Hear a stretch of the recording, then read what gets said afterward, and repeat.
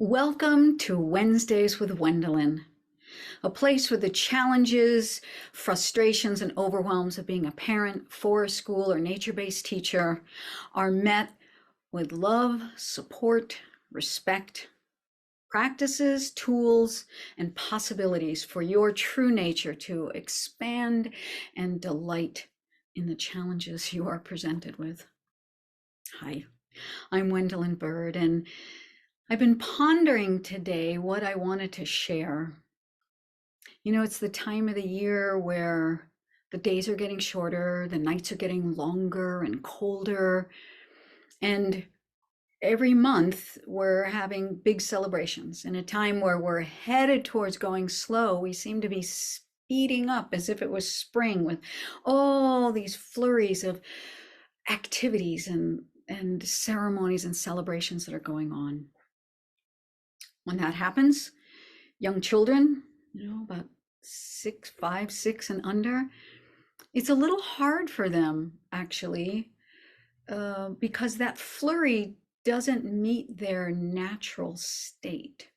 So today I want to talk about two things. One, I just want to share with you some developmental information about young children that I know had changed my life and gave me an opportunity for far greater ease, because once I started understanding the nature of a child, it helped me know what ways to be with them when they were in overwhelm, challenges, frustrations, and uproars. And then I want to offer you a tool. There's a plethora of tools and practices and things to use that can facilitate bringing greater ease towards first yourself as the adult, the teacher, and to the child. Because again, I want to remind you, their rhythm is very different than fast, fast, fast. And a little interjection here. I was watching my cat today interact with another cat that came into our front yard, his front yard. And I love watching my cat because on this day and in general, his relating to that other cat and how they related to each other was so slow. Really slow and mindful and watching. Feeling how the other one was, what is safe, as my cat slowly came closer and closer, and the other cat was like, okay, I get it, this is your territory. It was profound to watch and a great teaching, which nature always provides if we allow ourselves the time and space to watch. So I find understanding children, well, the reason why people have understood children is because they watched. Just spent hours and hours and hours watching lots and lots and lots of children finding baseline behaviors. So here's a bit of info about the young child. They do just that. They move slow. Even if they're moving fast, their inner world, you can liken it to the dream time or a meditative state. So they're like in story. They're like in dreams. And so when we go very fast and we go very intellectual and we go talking from the head, now they're highly imitative. So it can appear that they totally understand what you're saying, what you mean, because they're imitating. It'll take quite a few years before they fully cognitively get that, because here's the other bit of truth. Their brain hasn't developed to have that level of cognition. Again, even though they seem like they do, it's not really. And the older they get, all of a sudden you'll discover, oh, they weren't truly able to get the cognitive intellectual aspect of that, but they can imitate up the wazoo, and they're so good at it. And it's wonderful because you want them to take in those words that you're giving them. Actually, some of the words we use that they imitate, we don't like. You just gotta laugh at that. Oh dear. They'll imitate all the good things about what you're saying and all the things you don't necessarily want them to.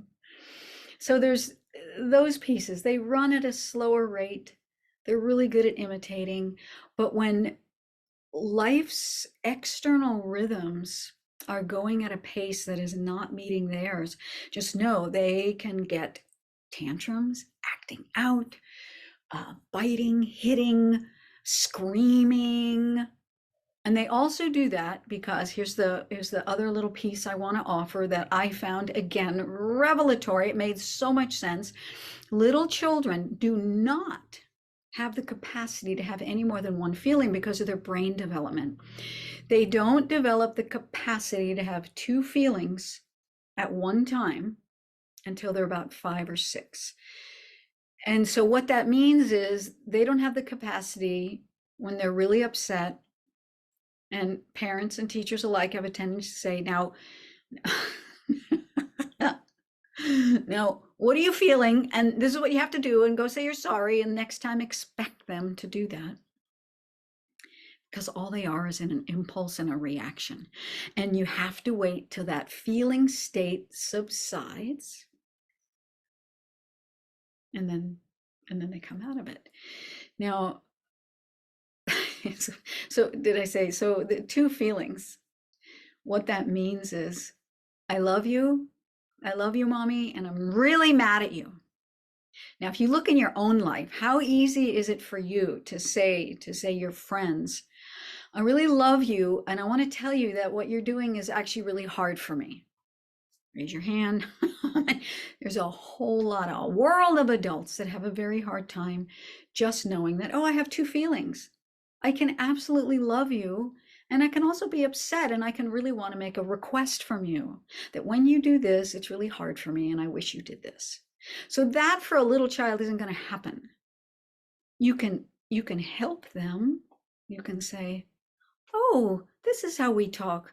You're really mad. Bobby, I really don't like it when you take my stick away, and I want my stick. Please give me my stick. That's even better. It's shorter. Younger they are, it's simpler. Oh, you like that. So those are the simple things. The rhythm, the pace that they function at is much slower.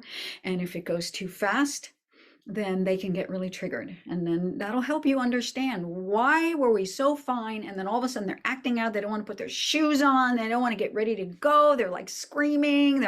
All of a sudden they entered into a classroom and they're like hitting and biting because this one kid came right at them. It probably was all too much for them to fully take in and be present with. And there was this reaction. So there's that. Then again, their rhythm, and that they can only have one feeling at a time. So riding the wave, and what do we do with that understanding? So one of the tools is stories.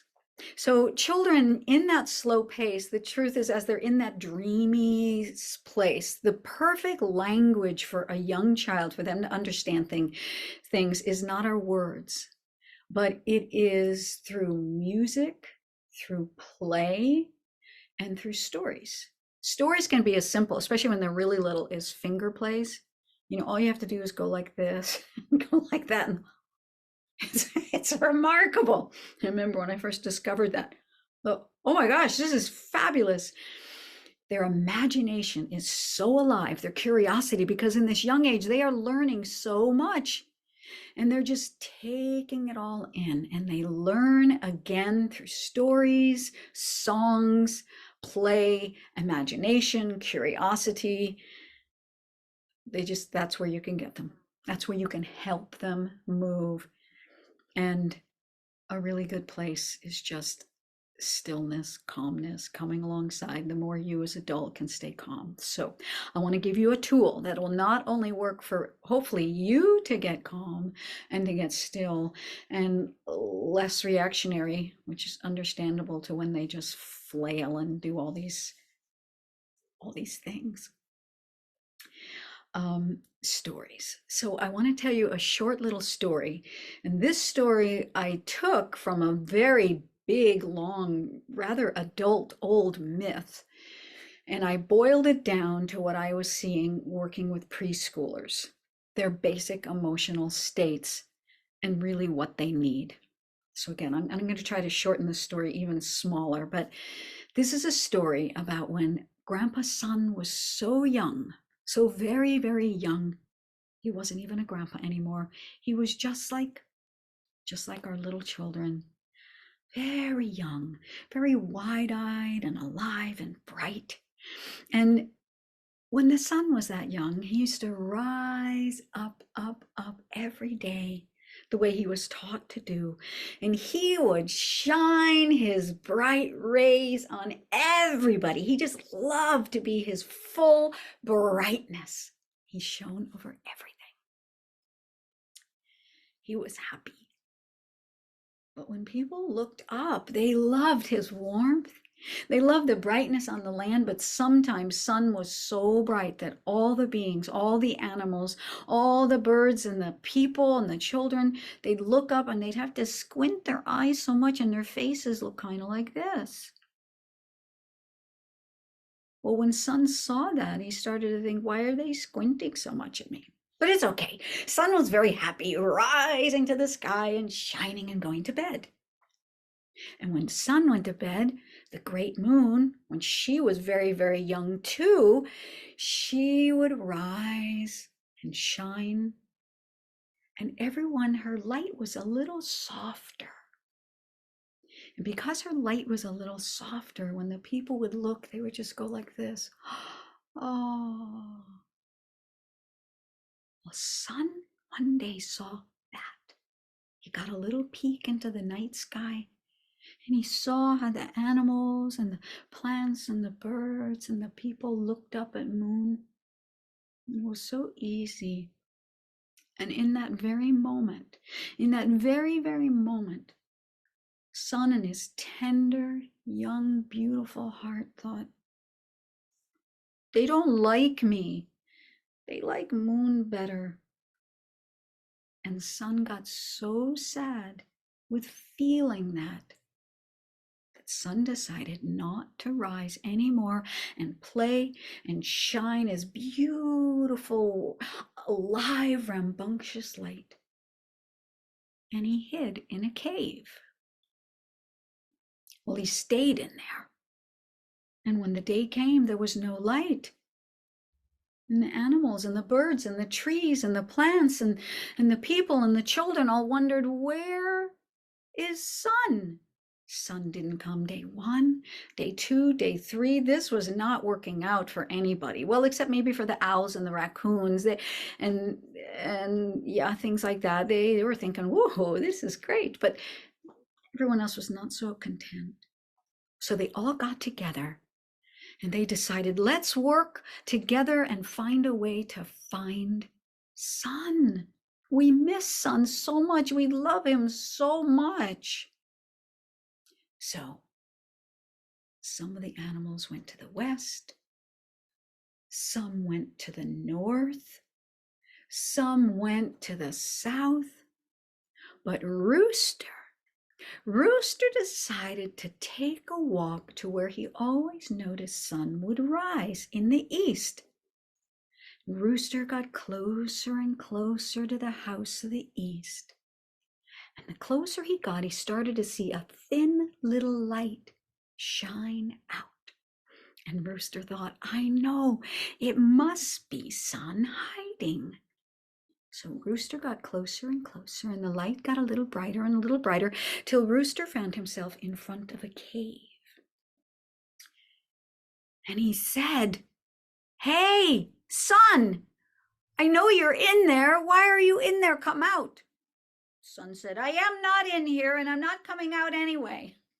Rooster laughed. Sun, I know you're in there. You just talked to me. Please come out. We miss you so. Sun said, no, you don't miss me. You always squint. Everyone squints at me, and you have such a beautiful face to Moon, but you don't to me. And Rooster said, Sun, don't you know? And right then and there, Rooster started to sing his song, and he said, cock-a-doodle Cock-a-doodle-doo, son, we love you. And he kept singing, cock-a-doodle-doo, we love you, son. Son said, really?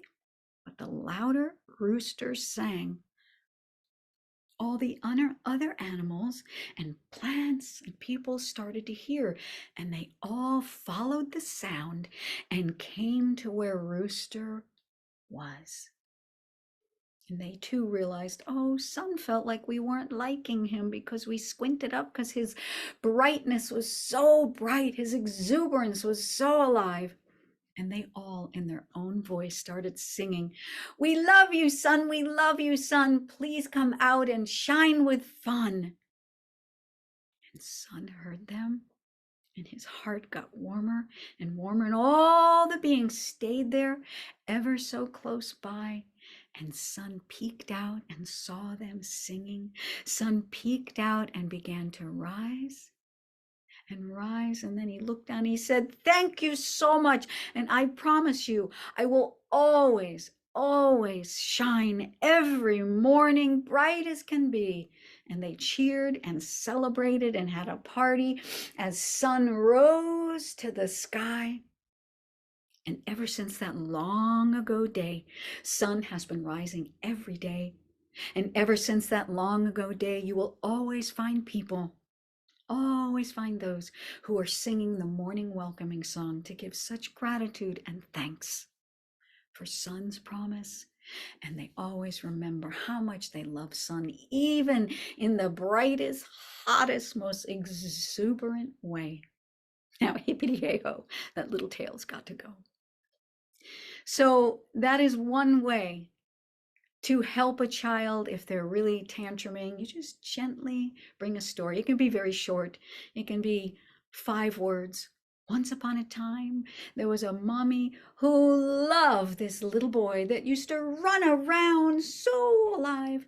Once upon a time, there was another little boy who was so gentle and quiet, and everyone wanted to hear his voice.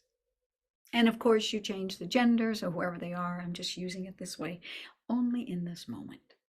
May this be of support and help to you. Please send in your questions, your current questions, concerns, problems, and challenges that you would like support on. And may we all be a community of support and help and facilitate each other's hearts growing warm and the knowing that we're all loved and beautiful as we are. All right, again, did I already say? You can reach me at Wendolyn at, what is my address? connect@wendolynbird.com, connect@wendolynbird.com, or my website, wendolynbird.com. I hope it should be below. Press like or subscribe. I'm learning how to use Zoom and getting support on how to set this up. So each week, I hope you'll find new ways that I have learned how to serve you better. The more you send in things like, wow, Wendolyn, you should try, you should try this or that, send that in. We're all here to grow and develop and nurture companionship with nature. All right, bye-bye.